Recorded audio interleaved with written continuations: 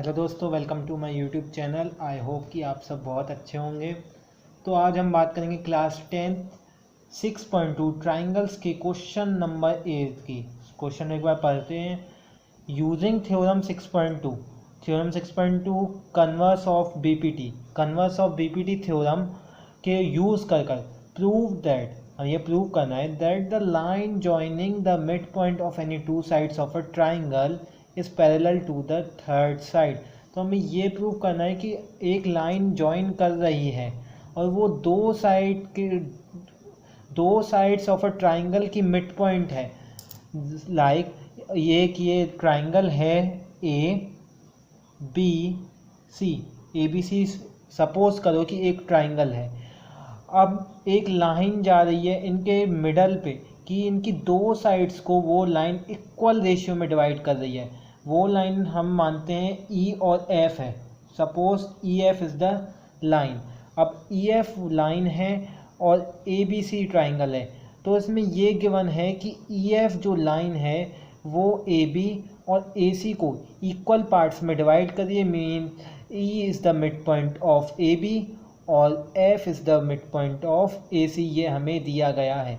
और हमें प्रूव ये करना है कि ई एफ पैरेलल हो, ये वाली लाइन है, ये वाली लाइन पैरेलल होनी चाहिए बी सी के। तो हम स्टार्ट करते हैं सॉल्यूशन। सबसे पहले सॉल्यूशन, तो हमें गिवन क्या क्या है। गिवन हमें ये है कि in the figure E is the mid point of A B. So given ये है E is the mid point of A B. So A E हो जाएगा A is equal to E B के, A equal हो जाएगा ई B के। Simple. अब दूसरी चीज़ गिवन है F is the mid point of A C, ये क्वेश्चन में ही गिवन है। F is the mid point of A C. अगर एफ ए सी का मिड पॉइंट है तो ए एफ, इसका मीन्स क्या हो जाएगा, A F equals to F C. ये हमें दो क्लूज मिल गए। नाउ अब हमें प्रूव क्या करना है।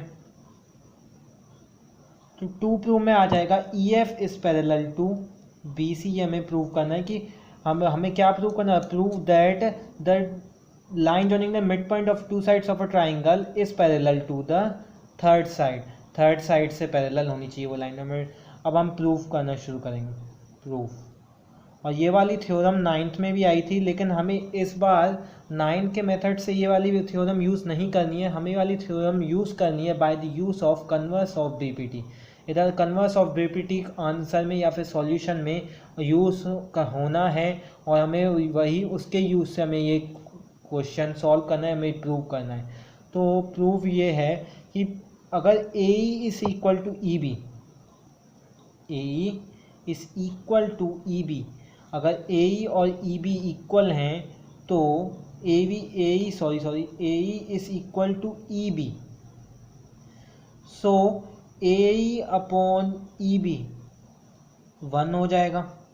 अगर ये दोनों इक्वल हैं तो A E upon E B 1 हो जाएगा, क्योंकि अगर ए ई 12 है तो ये भी 12, ये 100 तो ये भी 100, तो इन दोनों का रेशियो तो 1 हो जाएगा।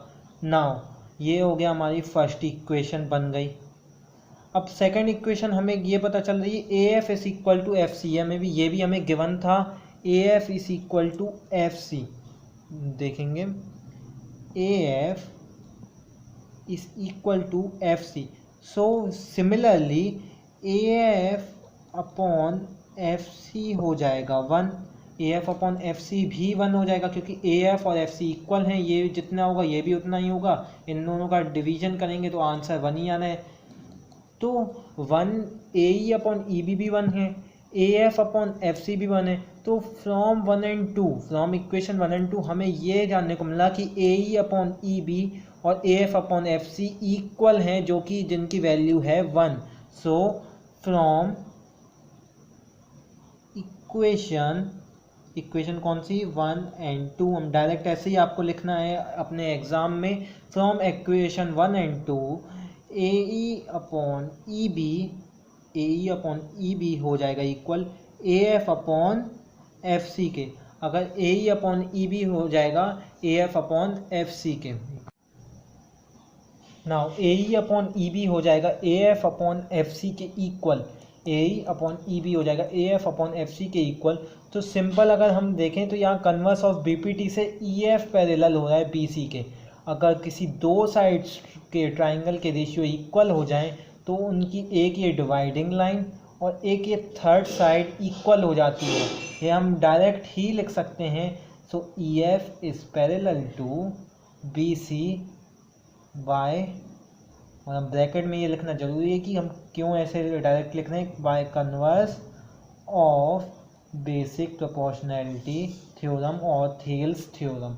तो इसका सिंपल है कि अगर दो साइड्स इक्वल रेशियो में डिवाइड हो रही हैं तो उनके एक ये डिवाइडिंग लाइन और एक थर्ड साइड पैरेलल हो जाएंगी। ये सिंपल सा है। तो यहाँ ही क्वेश्चन सॉल्व होता है। Thank you.